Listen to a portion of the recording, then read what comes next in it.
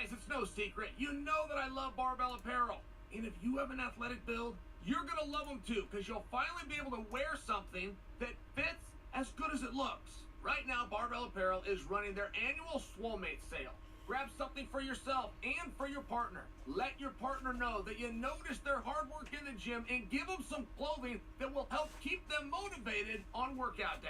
For a limited time, get any of their jeans, chinos, or anything pants for just $99. That's $50 below normal. These pants are amazing. They're built to fit athletic bodies, and you'll have complete freedom of movement. Barbell's pants are as comfortable as sweatpants. The quality and construction is second to none, and they are guaranteed for a full year. Go to barbellapparel.com right now to take advantage of this special offer. Use the promo code CHAEL10 to get an additional 10% off your entire order. There is so much going on in the wake of Islam versus Volkanovski. I mean, it's so many moving parts. I love it. I love it all. This is a great time to be an MMA fan again, but let's just try to unpack this, okay? The build-up to the fight, the fact that it was made organically, the fact that it gets stuck in Perth, which is not known for fights, the fact that it's going to be a pay-per-view with no supporting cast, all the way to Josh Emmett and Yair Rodriguez. But then you start hearing other numbers. You find out that if you like to watch it, don't plan on watching it live in Perth, there's no tickets left.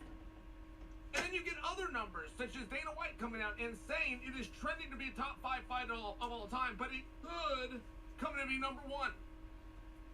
Just the data that we're looking at. It's going to be in the top 5, but it has the potential to go all the way to number 1. All of us have to sit back and go, what? You're talking about the card that's going to be in Perth that we don't know anybody that's participating except for the main event? Yeah, that one. The one that DraftKings says is a 3-to-1 spread. There's nothing to see here. Favoring the out-of-towner coming into the guy's very backyard in Islam Makhachev. You're talking about the same fight is going to do such big things. The one that is so uncompetitive that we not only know it's going to be take him down, keep him there, repeat, which is one of the dullest things you could possibly watch. We not only are aware of that, but we're also aware that the great takedown artist isn't going to have his mentor, coach, and teammate in his corner. But that didn't level it at all, did it? In fact, the line moved. I've stayed consistent telling you guys it was 3-to-1. It was a little better than that. It was just a slightly better than that when it finally went off. That's how sure we were that Volk could not defend himself. He went out there and he did defend himself. The judges did what judges do.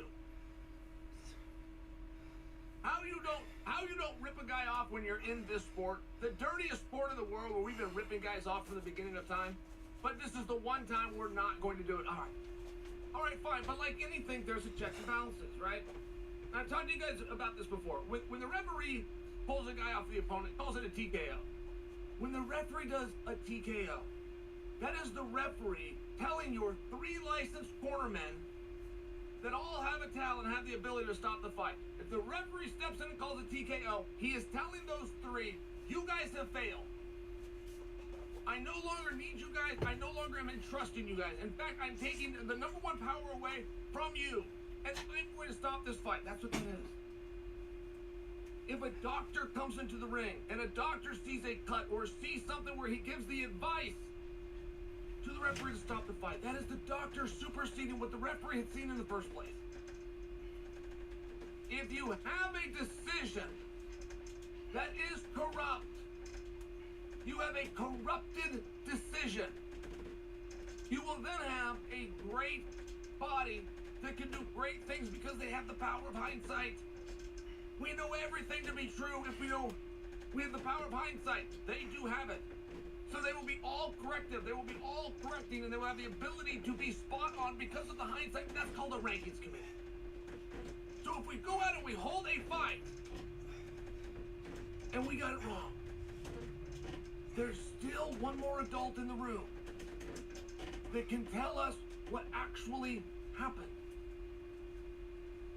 That's the rankings committee. Now, there is no entity within our sport that has less courage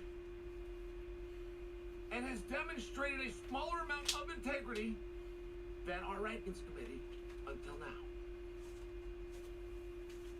Until now. Islam and Volk fought. Islam got his hand won. Got his hand raised. The rankings committee came out with the rankings 48 hours later, just on schedule, and they kept Volkanovski number 1. I don't know where they put Islam, by the way. I even asked that question. I said, so does Islam come to number 2? And the exact answer I was given, no, everything stayed the same pretty much, except John Jones moves up a spot. Now, I don't know how close that is, but I really don't need to, and neither do the guys. Islam himself, whether they got him at 3 or 4 or 5, really doesn't care where he's at. It's who's number 1. In this case, they kept Volkanovski. Now, what do you want to do about it? The final say, the final adults in the room have corrected what we saw. Do we rematch them? Is there any reason to rematch them? Is there any reason not? Is there a way to not rematch that fight? You always have an asterisk when the right guy isn't there. I remember Daniel Cormier, and it wasn't fair. Daniel Cormier could beat up any man in the world, weighed 205 pounds, except one, and that was John Jones, but John was not licensed. So Daniel did just that. He went up and beat up every 205-pounder out there that wasn't named John Jones. Got that championship of the world, but people would talk about, don't forget the caveat, he's the best, while John's not here. It was one of those things. And I think it's very tough moving forward for Islam. The decision wasn't as controversial as it should have been. The Australians in Perth had a job to do when that announcement came in. They had rappers and nachos, but they had a job to do to help to tell the story. And they failed to do it. But now you've got the rankings committee. So now you're going to have Makhachev in a weight class that has an asterisk. You get to be the best 55-pounder as long as Volk stays down at 45. Or you could rematch him. They built the fight the first time. They gave it to you the first time. You, the people, did no hard work to get it done. The promoter and the organization, they did no hard work to get it done. The two fighters built it once. Maybe they can live with this now. Hey, you beat me, but hey, remember all the fans thought you should have won. And they part ways and they're happy. They go through life as friends. Maybe. But it sure appears to me as an outsider for a fight that had a decision, and that decision just got overran by an entity who had the power of hindsight and who are currently maintaining they were right from the beginning. From number 1 street, they've had Volkanovski on top. This fight is now over and concluded. The results are in. And they still have Volkanovski in the 1 spot on top.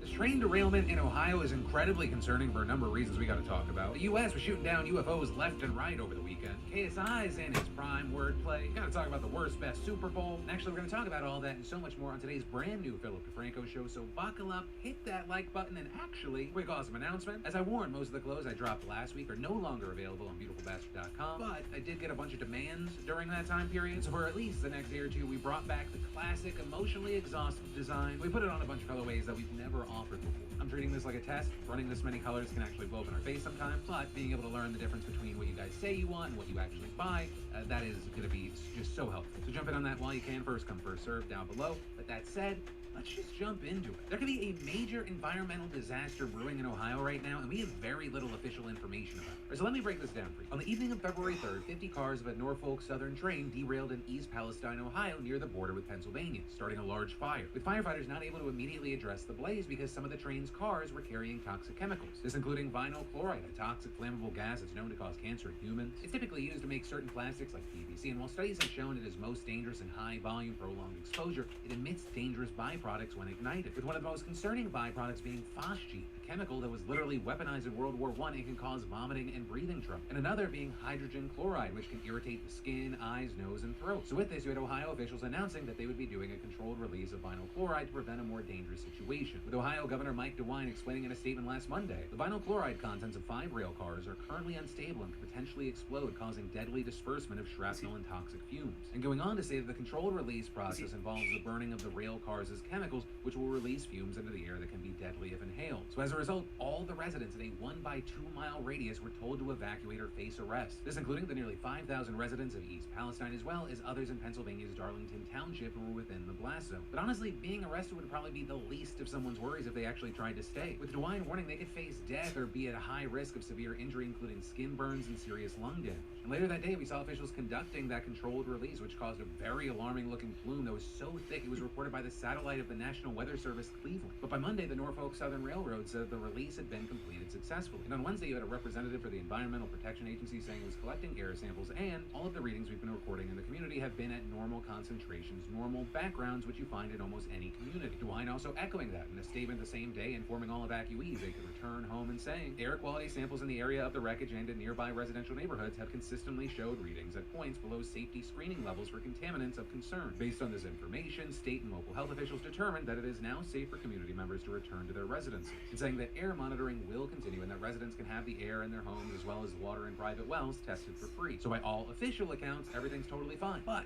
many residents were understandably wary, especially amid reports of lingering negative effects. And the key thing I really want to hit on is that this situation is very weird and sticky right now, because a lot of the reporting here is coming from unverified claims circulating on social media, but also official sources have been oddly quiet about addressing these stories or even really providing follow-ups. So with that said, we've seen reports of livestock and wild animals becoming sick and even dying since the derailment, though again, many of those claims come from unverified sources and pictures on social media. But also, an official did confirm that dead fish had been spotted in nearby waterways, with the EPA also saying some of the chemicals carried by the trains had seeped into the waterways and were immediately toxic to fish. But they also claimed that it had taken actions to minimize that and that drinking water was protected. Meanwhile, residents have told news outlets about lingering odors, with one telling the Washington Post that on some nights the air smells like an over-chlorinated swimming pool and his eyes burn. And so some residents who have the ability to go elsewhere have opted not to return to their homes for the time being, with one telling the Post, the amount of chemicals that were spilled and burned don't simply just go away. I don't believe there is any way to know the full effect until enough time passes, and that just isn't worth the risk. And here's the key thing, that is not a concern of just some random Joe Blow. That concern has also been echoed by experts who say that any residual chemical emissions pose a danger to people in the area, with Dana Barr, professor of environmental health, explaining, if you have a very small amount of vinyl chloride that was present in an area, it would evaporate within minutes to hours at the longest. But the problem they're facing here is that it's not just a small amount, and so if they can't contain what gets into the water or what gets into the soil, they may have this continuous off-gassing of vinyl chloride that has gotten into these areas. And adding, I probably would be more concerned about the chemicals in the air over the course of the next month. Other experts have also voiced their worries about the possibility that the plume may have created dioxins, which are formed from burning chlorinated carbon materials. Right, and very notably, not only are dioxins actually worse carcinogens than vinyl chloride, they stay in the ground and body for years. And in addition to dioxins, some leaders in public health have also flagged the possibility of uncombusted vinyl chloride vapors hanging around the area. This including Dr. Lynn Goldman, the dean of George Washington University School of Public Health, saying, until there's been a thorough assessment, the soot, as well as any other materials, should in my opinion be treated as contaminated by vinyl chloride and or dioxins or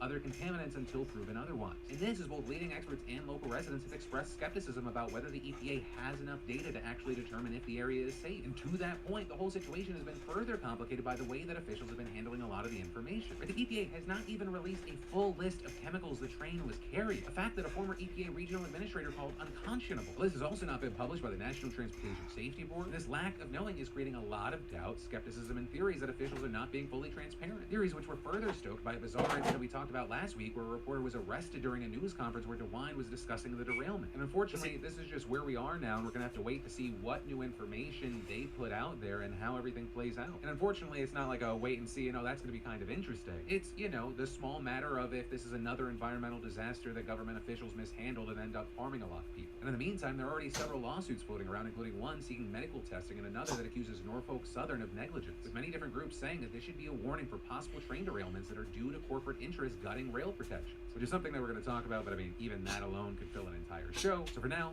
this is where we are, and I'll pass the question off to you. What are your thoughts with all this? And then, let's talk some quickie entertainment news. The Super Bowl happened last night. Philly fans, how you feeling? Kansas City fans, how you feeling? And with that, how'd you feel about that last holding penalty? Right, some have said this proves that the NFL's almost rigged. Others saying at the very least it shows the refs are not consistent, saying that up until that point, for the most part, they've just been letting the players play. The people in that group kind of just upset because they didn't get to see it play out the way that it might have played out. But as far as if it was a whole, James Bradbury, who was actually flagged for the play, he actually came out in support of the ref's call. I pulled the jersey, the card holder.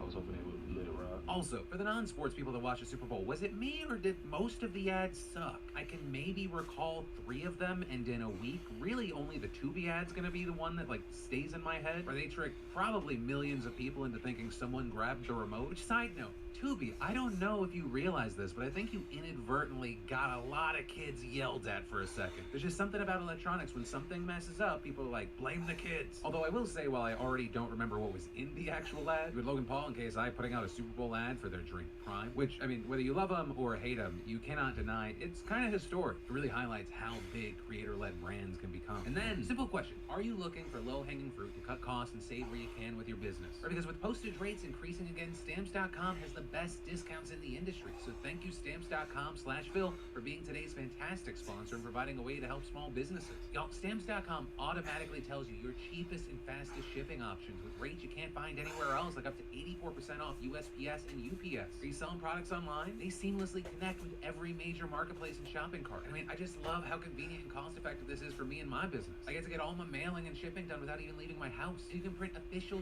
US postage from your computer 24/7. They even send you a free scale so you'll have everything you need to get started. Plus, need a package pickup? Easily schedule it through your Stamps.com dashboard. Stamps.com saves me time and money, freeing me up to produce the show, create the next beautiful bastard drop, spend more time with my family. Right? I don't work to work, I work to live. This helps me do that. So set your business up for success when you get started with Stamps.com today. Sign up at Stamps.com/Phil for a special offer that includes a 4-week trial plus free postage and a free digital scale. There's no long-term commitments or contracts. Just go to Stamps.com/Phil. And then, over the weekend, the U.S. shot down 3 UFOs over North America. And yes, UFOs. Until the O is no longer you, they're UFOs. The first engagement happened over northern Alaska Friday afternoon. The object was about the size of a small car and was initially intercepted by F-35, with pilots observing no identifiable equipment or markings, just that it was silverish gray and cylindrical. And some of the pilots reported that the object was messing with their plane's sensors, while others said that it was hovering but also had no visual propulsion. Biden ordered the object to be shot down, and an F-22 shot it down, giving it its second air-to-air kill ever and its second that week. They also say they still can't find this UFO. It allegedly fell onto a frozen lake below and broke into pieces. Or so they say they've been unable to find the wreckage. And then the next day, another UFO was detected over Yukon, Canada. This one was described as small and cylindrical, and it was shot down by an American F-22 that was under the command of NORAD. And with this one, they also say they've been unable to find the wreckage of this UFO. Then later that night, another UFO was detected on radar in Montana, with F-15 scrambling out of Portland, flying to Montana, but once they're there, they can't find anything. Fast forward to Sunday afternoon, and that UFO over Montana is now over Lake Michigan. Close the airspace again to shoot it down, only then to lift the restriction. The U.S. then follows this object until it's over Lake Huron, where an American F-16 shoots it down. It was reportedly octagonal in shape, it had strings for a payload, but no payload attached. And again, they're saying they have no idea how it was floating, and they still have to find the wreckage for it. So of course, one of the biggest questions with this is, what the hell are they shooting down? And well, when the Pentagon was asked last night if this was aliens, they said they weren't ruling anything out. And so that answer obviously generated the type of response that you'd expect, and so they immediately backtracked and said,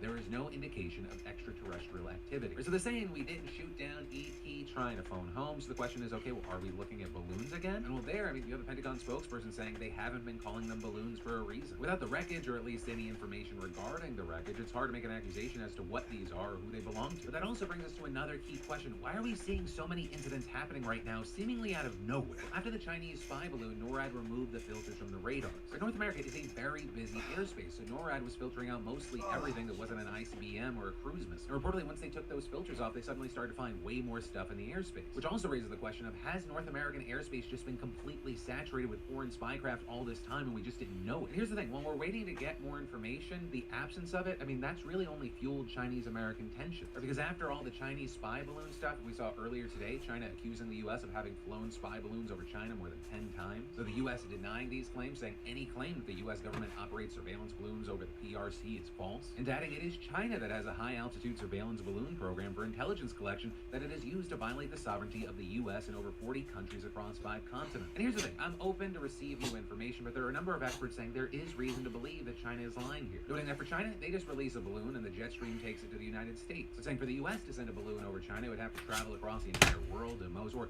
several countries minimum, in order to fly over the country. And then Putin's at it again, y'all. But this time, Russia's being accused of setting up a plot to overthrow the Moldovan government. According to Moldova's president, the plan involves military-trained saboteurs camouflaged in civilian clothes who will undertake violent actions, attack some state buildings, and even take hostages. And saying that the whole point of this is to try to get Moldova back into Russia's orbit, have it help in the war next door, and kill its plans to join the European Union. And it's actually not surprising that Russia might be trying to pull this off. Right? They used a lot of this playbook to take over Crimea back in 2014, so we know at the very least it's somewhat successful. Not to mention that Russia has a long history of involving itself in Moldovan affairs because they say they want to protect a small Russian minority in a breakaway region that borders Ukraine. And for Moldova, it might not actually take that much to topple the government, which has been struggling with crisis after crisis. First off, its prime minister recently resigned after 18 months of crisis. The oldest issue is the fact that it's already one of the poorest nations in Europe. Then there was a war in Ukraine, which forced the government to really double down on its pro-European stances despite a sizable number of pro-Russian citizens. And that latter group has been weaponized by pro-Russia oligarchs who recently caused a massive series of protests by allegedly causing an energy crisis. Although, to be fair, it's just as likely the energy crisis was caused by decades of mismanagement and corruption in the country. But, from here, it remains to be seen if attempted coup actually does happen. Though notably, Russia has been successful in the past in weaponizing corruption to destabilize countries, and Moldova would be a big prize to help with the war in Ukraine. And then, the earthquake in Turkey and Syria has now killed a confirmed 36,000 people. That's according to their latest death toll, which far surpasses the expected 22,000 we first reported, making this the worst quake in decades. There's also tens of thousands of people injured, with many still being pulled out of the rubble a week after the initial quake, leading to jaw-dropping videos like this one of a woman who's been trapped there for 5 straight days finally getting rescued. While the rescuers are rightfully getting praise for their heroism, at the same time, the property developers are being condemned for their systematic neglect, with in fact Turkish authorities issuing arrest warrants for 113 of them for their involvement in the construction of buildings that collapsed during the earthquake. This because they allegedly skirted around regulations to rev up a construction boom in earthquake-prone regions. But also, some see this as an effort by the government to divert attention away from its own failure to heed experts' warnings for years that many buildings were unsafe. But regardless of who is responsible here, people are still suffering in the affected area, with millions homeless and below freezing temperatures on a nightly basis, and as many as 800,000 without adequate meals. And this, as the UN aid agency is warning that the death toll is likely to double in the coming days. And again, if you can and you want to help out, I'm going to put links down below where you can donate in the description. My heart goes out to everyone affected by this tragedy. That is where I'm going to end today's show. As always, thank you for being a part of these daily dives in the news. On days where we have to end like this, I just want to say again, if you have someone in your life that you care about, let them know, hold them close.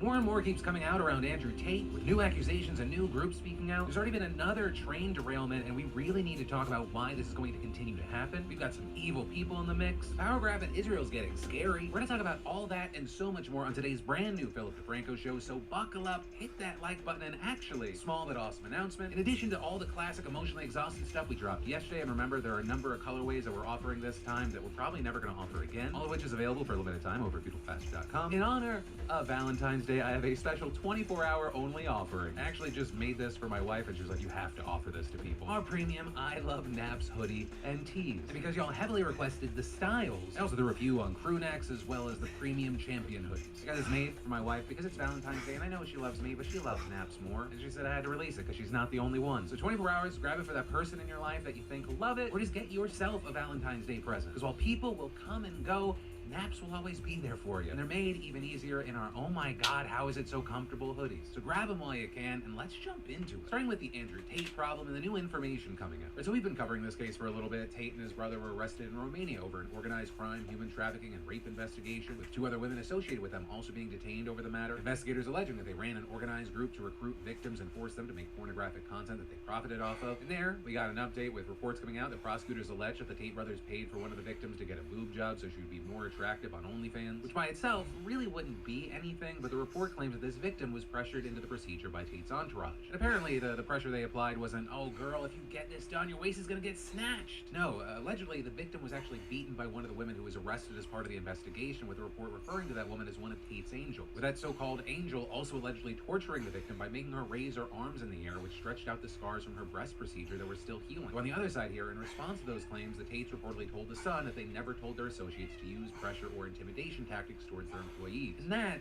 actually brings us to the bigger story that we're seeing as a result of this whole case right now. The impact on the Romanian sex cam industry and the concerns around all of it. Because a new report just came out noting that Romania's industry has become one of the world's biggest purveyors of virtual sex, with roughly 500 studios in the country. And insiders are reportedly afraid that Tate and the allegations against him are going to ruin the reputation of everyone else in the country, with sex cam operators telling the outlet they had no clue Tate even had a studio until the scandal broke, as well as a former cam girl and now studio manager saying that Tate and his brothers are not known in the the space and never actually went to industry events. With her also adding that she's proud of her studio and work and that it's a good way for young women to make money and everything she works on is legal and transparent. Claiming they have 160 women on their books are making $8,000 a month on average after taxes. Notably, that's about 10 times the average Romanian salary. Also, you had a woman who works in marketing at a studio arguing that it's unjust that from a scandal like this, people think that Andrew Tate represents the video chat industry. This is not fair. But with that, I think it's important to note that Tate isn't really the only factor poisoning people's perception of the industry. Because when you look into this, according to the United Nations Office on Drugs and Crime, concerns about trafficking in this space are real and growing. There's been a worldwide increase in victims being trafficked and recruited to work behind the camera in this industry, which is why some in the business say they would welcome regulations, especially if from this controversy, politicians are forced to act and to regulate, and that could put a positive spin on the industry. An effect that would affect Romania probably more than anywhere else, because it's been claimed that 40% of video cam workers are Romanian women. And personally, I've said this for years, I think regulations, especially when it comes to sex work, is incredibly important. Because while there may be like annoying hoops that you might have to jump through,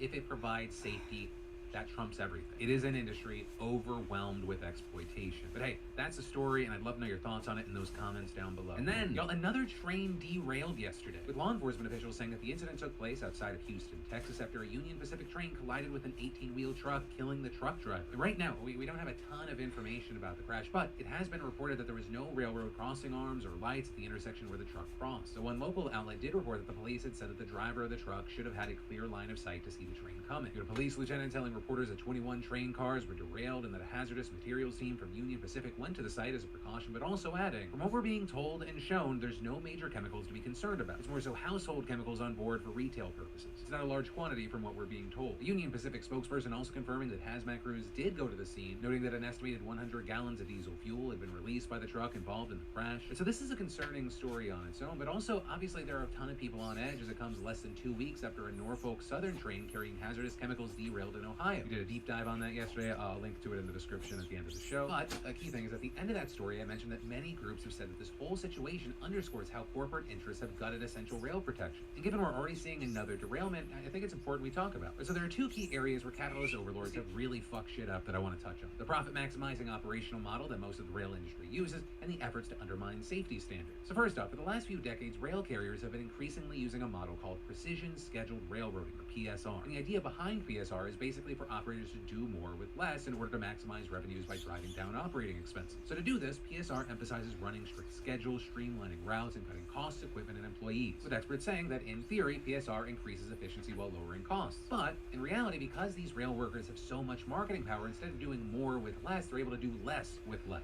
So as a result, railroads are essentially incentivized to spend less money on rail operations and more money on stock buybacks or dividends to measure success in the eyes of Wall Street. Right, key things I want you to take from this. Under the PSR model, the railroad workforce has been totally gutted, the workers that remain are overworked to the point of exhaustion, and safety precautions have been sacrificed for profits. And if all of this sounds familiar to you, it's because this whole discussion was at the heart of the railroad strike that was narrowly averted at the end of last year. You might remember us talking about it. You had workers asking for a number of really basic things like better pay and working conditions, as well as more flexible schedules for things like medical appointments. All things that were denied as the result of a model that encourages railroads to do less with less. And that's also been exemplified by Norfolk Southern, which operates the train that derailed in Ohio. That carrier has continually increased its dividend, and last March it announced a $10 billion stock buyback program. Yes, really, billion with a B, while at the same time refusing to give workers basic benefits like fair pay and sick leave. This also, as the company reported, record-breaking operating revenues totaling $12.7 billion last year. And in a recent press release, the Railroad Workers United, an inter-union alliance of rail workers, they argue that the Ohio derailment was just a predictable outcome of a system operated by PSR. In fact, they went as far as to explicitly argue that the root causes of this wreck, they were associated with the hedge fund-initiated operating model known as PSR, with the group adding that, as investigators have said, the immediate cause of the wreck appears to have been a 19th century style mechanical failure of the axle in one of the cars. And adding, there is no way in the 21st century, save from a combination of incompetence and disregard to public safety, that such a defect should still be threatening our communities. With the group going on to say that the profit incentivizing created by PSR has made cutting costs, employees, procedures, and resources the top priority, and pointing out that Norfolk Southern and other carriers have eliminated many of the critical mechanical positions positions and locations necessary to guarantee protection against these kinds of failures, while they're also petitioning regulators for relief from historically required maintenance and inspections. And in a statement to The Guardian, the RWU's secretary, they claim the Palestine wreck is the tip of the iceberg and a red flag, saying if something is not done, then it's going to get worse and the next derailment could be cataclysmic. So all of that, incredibly fucking scary, but also remember, that is just one part of the equation here. But as I mentioned earlier, corporate interests have also had a hand in influencing federal safety rules. In fact, a report by The Lever found that documents the outlet reviewed showed that Norfolk fucking Southern helped kill a federal rule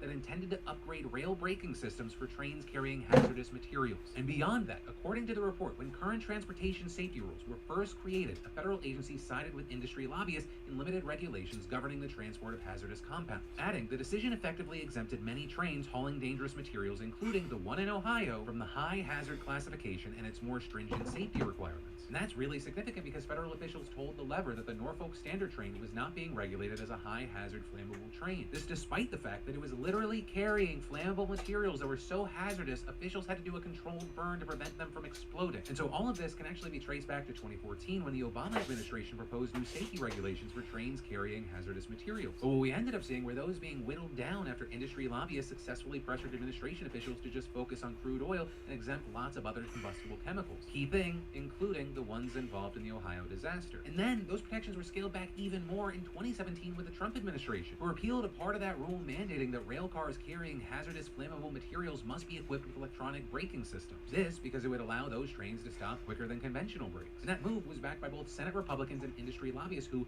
shocker, had donated more than $6 million to GOP campaigns in the 2016 election cycle. And according to The Lever, even though Norfolk Southern had previously touted the new electronic braking technology, it lobbied in favor of the repeal, arguing that it would impose tremendous costs without providing offsetting safety benefits. You know, because they're just a little old tiny company that's getting record profits and spent billions of dollars on stock buybacks. I mean, y'all, they are the victims here. Do you know how much maintenance on a yacht is? Ugh. Also, very notably here, a former senior official at the Federal Railroad Administration explicitly told The Lever, would ECP brakes have reduced the severity of this accident?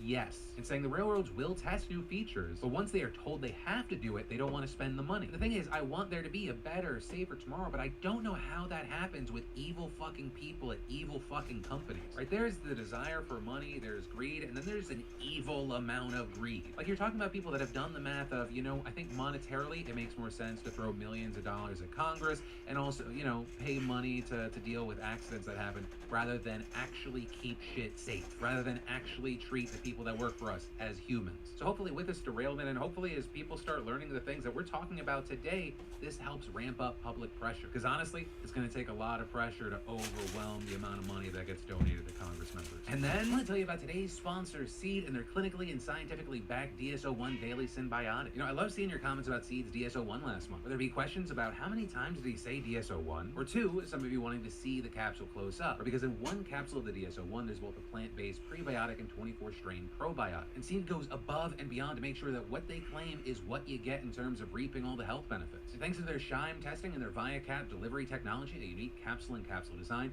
Seed's DSO1 requires no refrigeration, and the probiotic strains actually make it to your colon with 100% survivability. It also provides benefits beyond the gut, like healthy regularity, eased bloating, heart health, skin health, and more. You know, I've been taking Seed's DSO1 for a year, and my gut has never felt more supported. And since they've been a sponsor so long, I've seen some of you now saying the same thing. So show your body some gut love. In your first month, you'll receive this 30-day supply, a refillable glass jar, and travel vial. And after that, they send sustainably packaged monthly refills. To make a change in your health, go to seed.com/DeFranco and use code DeFranco to get 25% off your first month's supply of Seed's DSO1 plus free shipping. And then, do you have a penis? Is a very weird question to ask most strangers. Unless, apparently, you're Arkansas Republican Senator Matt McKee, because yesterday the Senate Judiciary Committee considered a bill that would allow trans patients who receive gender-affirming care as minors to sue their doctors up to 30 years after they turn 18, notably lowering the bar for suing such doctors far below the standard for medical malpractice in other medical fields. And while the bill includes a safe harbor section allowing doctors some path to legal defense, it requires at least 2 professionals to certify that, quote, the minor suffered from no other mental health concerns, including, without limitation, depression, eating disorders, autism, attention deficit hyperactivity disorder, intellectual disability, or psychotic disorders, with critics of the bill arguing that effectively bans care for trans kids suffering from any mental illness. And so naturally, with this bill and topic, the Senate gets very heated, but I don't think anyone really expected McKee to pop this question in front of a trans pharmacist giving testimony. You said that you're a trans woman. A trans female, yes, ma'am, sir. Do you have a penis?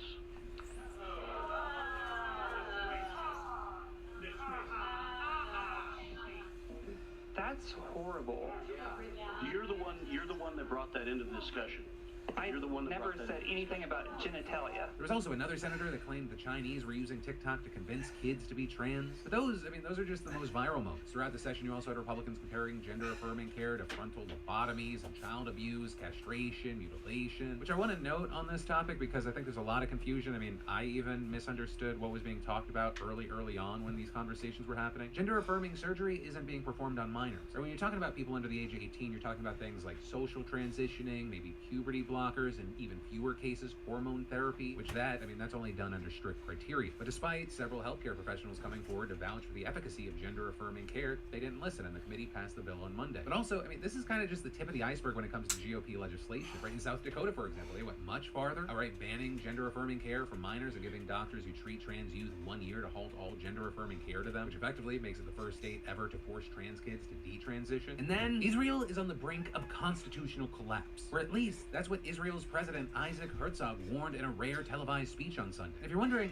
why don't I recognize that name? Well, that is because Israel's president is largely just a ceremonial position that just gives a thumbs up when new governments are formed. However, the president's words here may carry some weight because of how rarely he speaks out on politics alongside the fact that he's the only political constant in the country. And so with that said, the question is, okay, well, what is the president's big worry here? And the answer to that is this judicial overhaul that Prime Minister Benjamin Netanyahu and his hardline party want to implement. It would be the single largest change to the system since modern Israel's inception. Or the TLDR of it all is that it would allow Parliament to overrule Supreme Court decisions with a simple majority and give it more power in deciding who gets to become a judge, which is probably why it's pretty much just Bibi's coalition that supports the change. And why when the bill was still in committee, opposition members chanted shame when it was discussed, and their stances haven't changed. Even everyday citizens are concerned about this, and they've been protesting for weeks. Yesterday, nearly 100,000 people descended on Parliament to protest, and it's believed that number is just going to get bigger and bigger as the bill continues through Parliament. And as far as why would people have a problem with this, it's very apparent. It essentially eliminates the need for the Supreme Court. Right? The Supreme Court's supposed to be there to be a check and a balance, and then Netanyahu's like,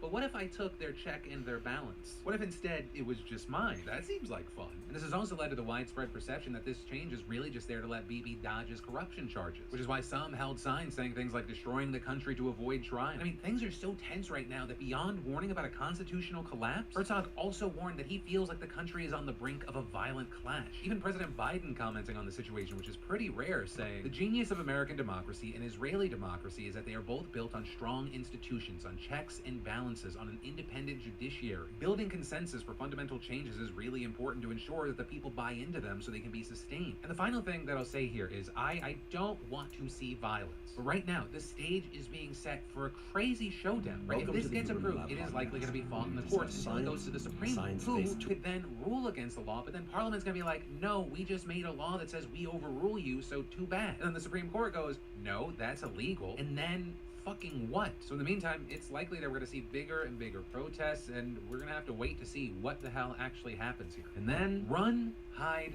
fight. Those were 3 words that appeared on phone screens across the Michigan State University campus last night, because it was an alert sent out by the school, but many staff, students, and faculty didn't need it because they already had heard the gunshots. So someone apparently firing at people on campus, police and paramedics rushed in while everyone else was rushed out, with students barricading themselves inside rooms, calling their parents, climbing over each other to reach safety. In other places, you had students smashing out a window in a first-floor classroom and jumping out, as well as one girl texting her mother, "I heard someone get shot, Mom." It's terrifying, you could smell the gunpowder. Also, for a young woman there, a freshman across the street from the building where the gunfire erupted, this hit very close to home. It already sounds like an unthinkable horror to be a part of a school shooting, but she was also a survivor at the Oxford High School shooting, which is where 4 people were killed a little over a year ago, including 2 of her closest friends. So for her last night, it was yet another nightmare that just re-traumatized her, with her mom who was on the phone saying, "I can't believe this is happening again." And by the end of the night, the gunman took his own life, but not before taking 3 other lives with him and wounding 5 more, some of whom reportedly have life-threatening injuries. Now, as far as what we know about him, he's a 43-year-old black man who is not affiliated with MSU in any way. His motive right now is currently unclear, but neighbors reportedly described him. Are you a man who goes to the gym? Have you ever looked at a woman? Well, guess what? You need to be locked up now. You recruit men are pigs. Somebody stop them. There's a TikTok trend which is very popular at the moment, which basically does this. A lady at the gym, usually a young lady around 20 years old, will be filming herself at the gym, and a dude will walk past and maybe look at her. Now, what happens when this man looks at her? The answer is nothing happens, but what she does is put it up on TikTok, so his life is basically ruined. Maybe for a couple of days, anyway. It seems every 20-year-old chick at the gym in her Gymshark G-Banger wants to catch you out. This trend has been popular for some time, but this video made it even more popular. This is how to not approach girls at the gym. Oh my god.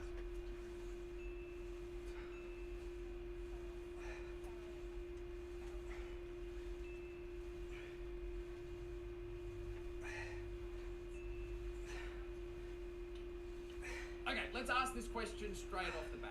Is this stare that this man does, is this stare one that we are all guilty of? The one, you know, when you're puffed out from doing a heavy set of whatever, or you've been exercising, maybe been there for an hour, and you're looking around, you're not really looking at anything, you glance, you look here, you look there, you look at this person, look at that person. Something we all do at the gym. Is that what he's doing, or is he trying to attack this young woman? I'm going to go out on a limb and just say he's just sort of staring. And to play devil's advocate, maybe he is staring at you. So what? People stare. Have you ever stared at someone? It happens. And I don't even know if they are stares. I mean, I've covered these type of TikTok videos before. I mean, just have a look at this video. Respect. Why can't I see her? You may remember her. She kicked off this toxic feminine gym shit culture. She really kicked it off. Her video had millions of views, and the dude was just doing his job. He was just sort of looking. He was working at the gym. So I guess here's the question. Are all stares created equally? And the answer is no. There is the okay stare and the not so okay stare, all right? Let's pretend that you right there are a girl in her early 20s at the gym, and you're doing bent over rows, and your big fucking dirt box is spread for the masses to see and whiff. This type of stare, or more of a glance, is okay. Okay, are you ready? That's fine. That's a glance. And if you do it any quicker, you look even weirder. Like, that's dodgy. But just a half a second glance is fine, I think. But if you do this, it's not okay.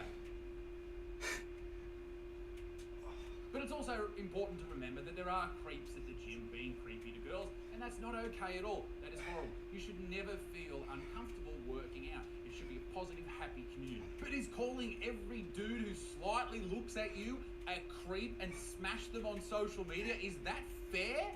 Absolutely not, mate. Here's another question. If you found that man super attractive, would you be okay with it?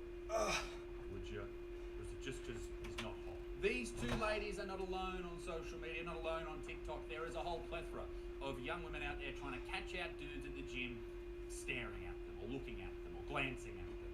And the great man Joey Swole, I've stolen all your videos, Joey, I'm sorry, but the people who you make videos about who carry on about this staring bullshit, they delete their original videos, so I have to steal yours. My apologies. Anyway, go check out Joey Swole. The number of these girls are exploding. Let's take a look at them. Beware of the creeps, ladies. Okay, let's see what happens. Gotta beware.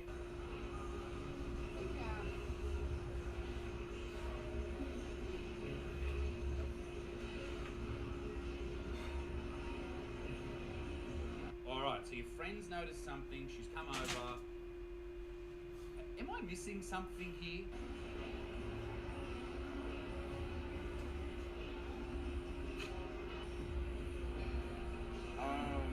May I help you? Like, do we got a problem? I guess that's it. Judging by the sound effect, I guess that's it. I mean, old mate looked at them, he did this, he went, lock him up! Lock him up!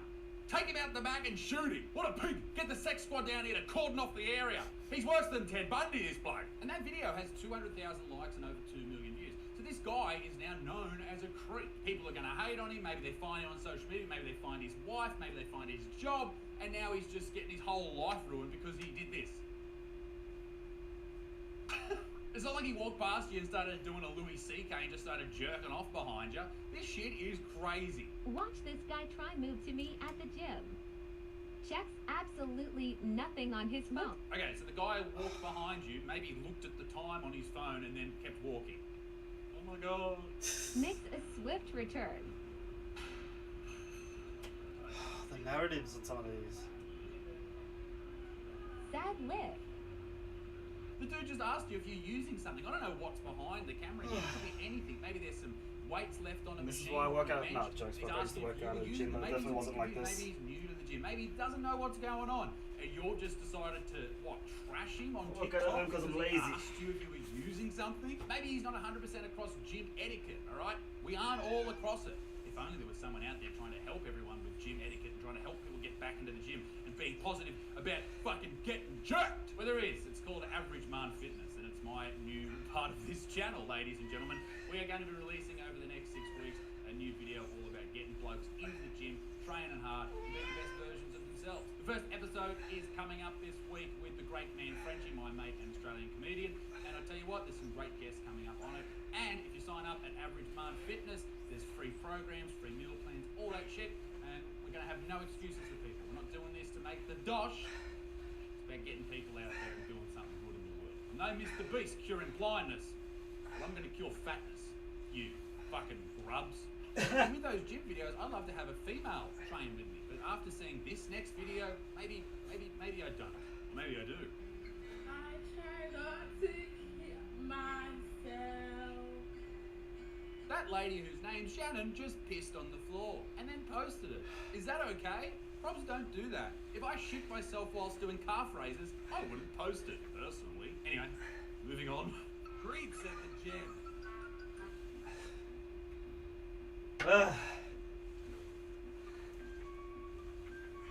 Okay, so the first guy looks at you. Maybe he thought you were good looking. The second guy, he's just staring. Maybe he's staring over here and he's like, hang on, is that girl filming me? Is she filming herself? What is she filming?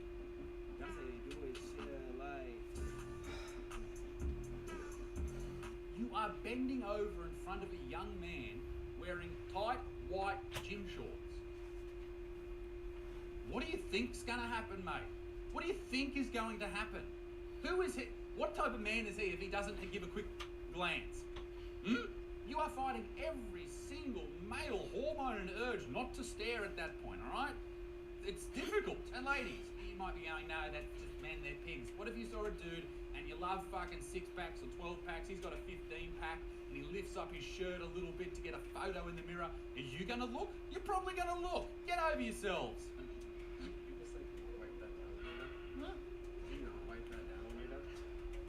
Why? But you don't want me to wipe it down? Okay. Okay, that was weird. That was weird.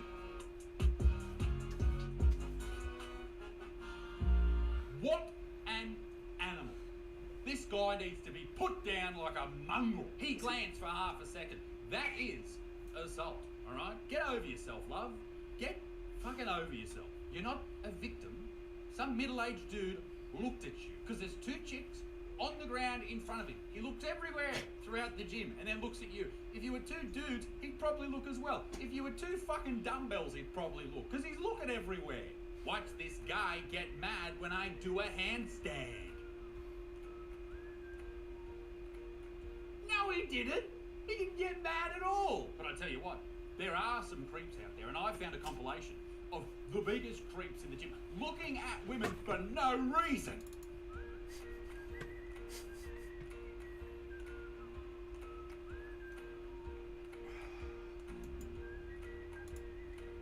Lady, you're nude. They can smell the Sunday roast you had for dinner last night from your spread dirt box. Of course they're going to look. In the beginning, let me finish this video by saying this. A quote from every Instagram girl ever. Do better. Yeah, do better.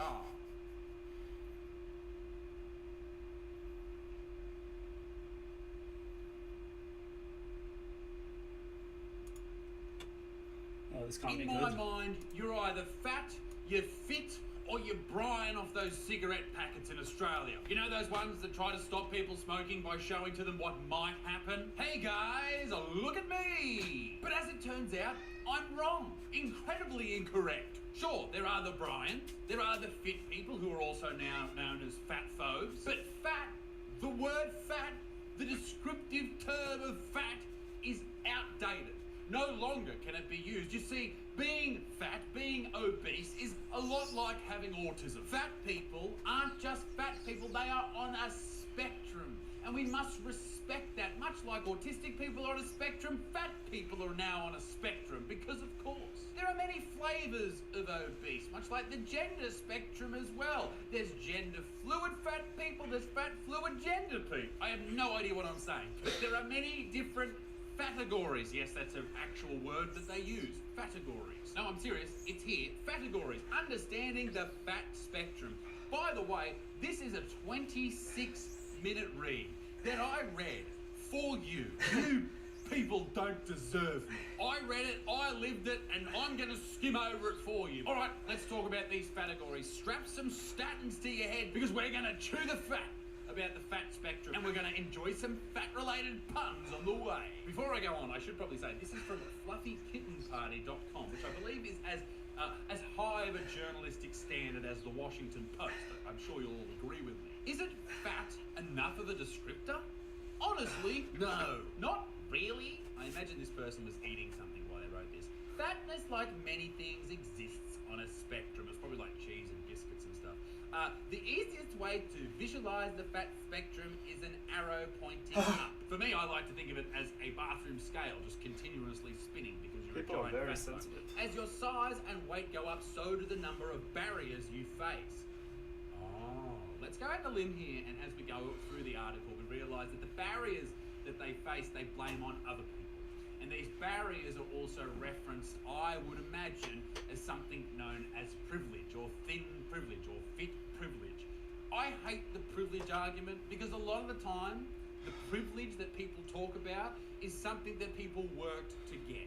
Let's say you have a lot of money. Maybe you worked very hard to get that. Maybe you're a CEO. Is that a privilege, or did you just work very hard to get there? What if you got a degree? Is that a privilege as well? That knowledge, is that a privilege, or did you just work very hard to get there? It's the same with a lot of fit people. That's not a privilege. They aren't getting over these obstacles just because they're privileged, just because they fucking worked for it, you lazy fucks. Sorry. I know that was aggressive, but it had to be said. The spectrum starts at small fats. Okay, so there's not just fat people, there's small fats. Then there's medium fats, mid-fats, sorry. Alright, one set to go and that's it for today. Then large fats, and then super fats, infinite fats, and then I think there's one more, but I'm not sure if people can actually make it to that other part of the spectrum, or their size becomes so big that their body can't sustain that Whiskey's size so and afraid it of actually Channel. implodes like a black hole and starts It's sucking unfortunate everything because he else thinks into he's a it. cat as Size well. depression touches many areas of fat people's lives. These This can be, one and these is very mean conversations toward can whiskey. be very new. Size depression. Well, Really? they're a That's lot the better word these we're days. going for here? Oppression? Could you imagine Yeah, going it's back in tolerance time and whiskey. talking to African slaves in America and walking up and going, yeah, I know you look like you're pretty oppressed there, you know, you're locked and chained up in a fucking barn, but I can't put my shoes on in the morning because I eat too much fucking cheesecake. So, you know, mate, little respect. So the author of this work created a glossary of terms to describe fat people. I like to call it a fat fiction. Sounds delicious. These are all apparently terms you'll hear in fat communities. So there's my favourite term to start us off, straight size. I love this. A straight size person is quite simply someone who is not fat. They do not require plus size clothing, and their body weight is not generally a barrier for their daily lives. Wow. Straight Why do you need to size. label regular people? That's different. I will say this, why are you labeling straight size people as healthy? You don't know if they're healthy, they could have fucking cancer. What are you talking about? Or are you suggesting that fuck these people, even if they do have health problems, they're not infinite fat, so they're not oppressed and they don't have barriers and no one cares about them? Then we get to mid-size. This is a term some straight people, straight size people. See, why is it mixed up? Why is straight size and straight people? Why are they almost the same term? That makes no sense. Many straight size people have coined to describe their so you could be, if you're a thin person who's a part of the LGBT community, you could be a gender fluid straight size. My God, you need to look at your Instagram bio to remember what you are. That is ridiculous. Basically, for people who are not fat and not skinny, people who consider themselves mid-size are often around a US women's size 12 or 14, and in some cases even smaller. This is a variant of straight size. What is it, fucking COVID now? By the way, 12 to 14, which I guess is like an XL for women, like in men's sizes, that's not that big, I don't think. I mean, it's big for chicks, I guess, but it's not that big. And here's the thing, they only ever talk about this for women. It's never for men. That is what is hilarious about this, because no dude takes this seriously. But the fat chicks just lap it up like a soup. Small fat, below a US woman's 18. A small fat is someone on the smallest end of the fat spectrum. Think entry-level fat. Think about it, please. Okay, there's mid-fat and large fat, and then finally we come to my favourite term, super fat. The term super fat was coined at the No Loose conference in 2018. Surely super fat you can read is the worse history than of obese super fat or term here. overweight. How about fuck off? Super fat was created by the fattest members of the community who felt that mid-fat and large fat no longer suited them. You graduating fatness. Surely soon you're going to get to fat, infinite fat, women's size 32 and 34 above, or maybe used as a variant of super fat. The term infinite fat was created by Ash of the Fat Lip, which I think is a podcast or who gives a shit. Infinite fat people face significant barriers due to institutionalized sizeism on a daily basis. The fact that you can't get up steps is not an institutionalized problem. You fucking whinging. Why is everything blamed on the patriarchy? It is hilarious. Infinite fats may not even know their own actual clothing size because many plus size retailers do not include them at all. What do you want them to carry? Fucking tents?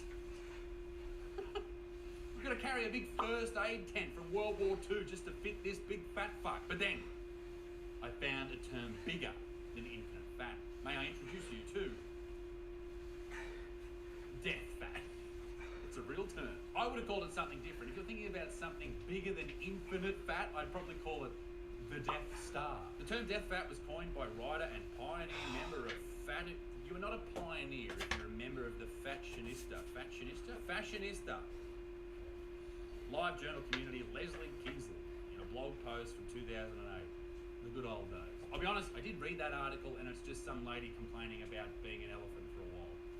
Don't read it. Death fat was not meant to have any specific size constraints and can refer to fat people of any size who wish to use the term to reclaim their morbid fatness. Yes, you gotta really own that shit, don't you? I love how many people in this community just ignore the fact that being that size is terrible for you and it will kill you. Once again, these are the same people who scream from the rooftops about certain illnesses, right? Ones that we all had to get certain things for, but they will not lose weight because they need you to agree that it's actually quite healthy. And then they complain that doctors want them to get on the scales and maybe blame that for their weight. Although they say listen to the medical community and every single mainstream government issued doctor about everything else, all right?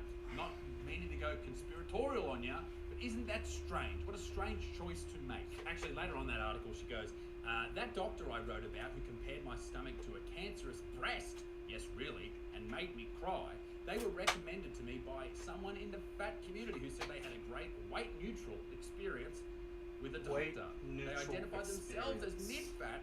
I was a size. What are these brand new sentences I'm learning? The super fat category.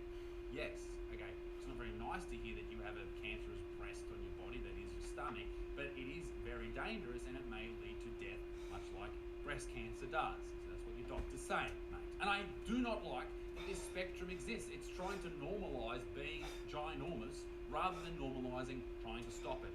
Making better food choices, moving around more, and eating less food. Just because you eat less food doesn't mean you're having an eating disorder, right? I'm not saying don't eat anything. I'm saying find out what your maintenance calories are and eat just a little bit less and do it for years. You'll lose all the weight. I promise you, you'll be a lot healthier. All of this shit is just growing, much like the people who love it. It's growing and growing. It's growing on TikTok and Twitter.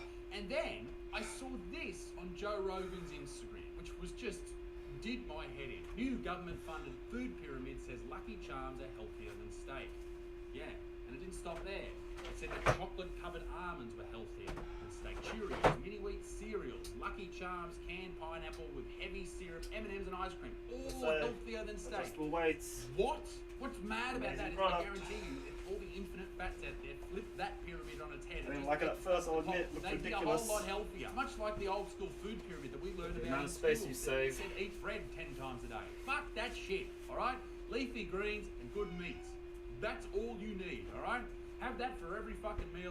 Don't eat too much, and I guarantee you won't be a dirty fat fuck for much longer. Anyway, it just goes to show, don't trust everything that you read, particularly if you're reading about the fat that spectrum. That shit's That wasn't funny. fucking retarded.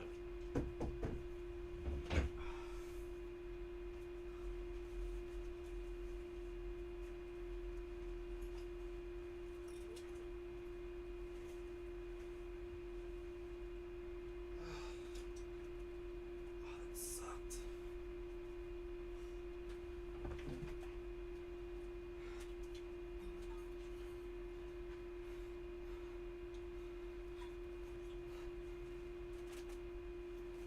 Alright, that's it for today.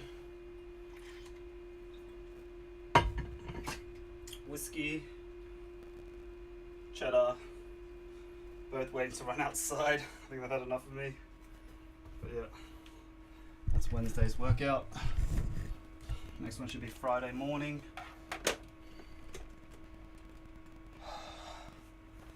Not bad today. A lot of equipment today. Normally I'm a bodyweight type person, but no. No. Don't be afraid to get help when you need it. Anyway, that's it for today. As usual, thanks for people joining, chatting, following. Always happy to answer. I'm trying to do this thing where it's just like being an online physical therapist and just giving advice to people. Oh, I'm gonna get a bruise there later. Oh, it's oh, that really hurts. I think I might have put something. That's really gonna bruise later. Oh, look at it's like bumping. It's like popping up. Oh, I should get ice. I'll get some ice later. Anyway, till next time. Do what you can. Get off that computer chair. Get off that mobile. Move around. Have a walk. Figure out what your goals are. Figure out your calorie intake. You want to gain muscle and weight. Increase that calorie. You want to lose. Decrease that calorie. Simple as that. Get the diet in order first, and then get the training in. Training should always come second to diet, but it doesn't hurt to put in a little bit of extra effort.